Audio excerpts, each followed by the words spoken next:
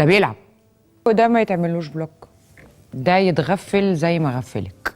ما تسماش رضوى الشربيني اما 10 ايام لاسبوعين وجي قال لك انا سبتها علشان اكتشفت ان انا بحبك، او حكالي وقال لي ان هو بيحبني، انا مشيت وراه وتعلقت بيه اكتر. اتفاجئ بقى انه مرتبط عشان لعيب، عشان برنس. اتعلقت بيه اكتر، اتفاجئ ان هو مرتبط من شهر وانا المغفله اللي عماله احب فيه واتعلق بيه يوم عن يوم. واجهته قال لي مرتبط من شهر. اعمل له بلوك ولا امسح الرقم ولا اعمل ايه؟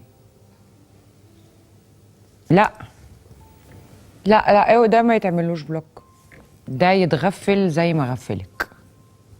والبادي اظلم. انا مصدقه ان انت مرتبط، الف مبروك على العروسين. انا راجعت نفسي تاني ولقيت ان انت عندك حق، فعلا ما يصحش العلاقه دي تدوم. والف مبروك على العروسين انت واللي معاك. وما تبلكيهوش وما تاخديش موقف حازم دلوقتي، تسيبي حته قد كده من الباب مواربه. ما تدوسيش على صباعه دلوقتي، ما ترزعيش الباب في وشه دلوقتي عشان يحس ان هو عنده متنفس عشان يكمل لعب بيكي لانه بيلعب بيكي. فهيبتدي هو يقول لك، وهتقولي رضوى الشربيني قالت لك اصل انا رجعت نفسي لقيت ان انا بحبك انتي ما بحبهاش هي. انا بفكر اجي اتقدم لك، سيبي بس جزء قد كده موارب. ما ترفعيش عليه سماعه التليفون، لكن لما يرفع عليك سماعه التليفون يكلمك تردي عليه بمنتهى الذوق وتبقي سويت لذيذه.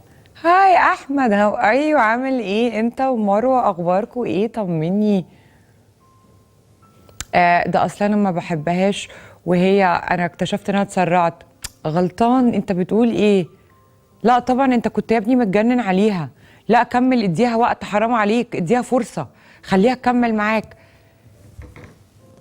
ما تسماش رضوى الشربيني اما 10 ايام لاسبوعين وجي قال لك انا سبتها علشان اكتشفت ان انا بحبك. اول لما يقول لك الكلمتين دول ترزعي الباب في وشه، تقول كان فيه وخلص.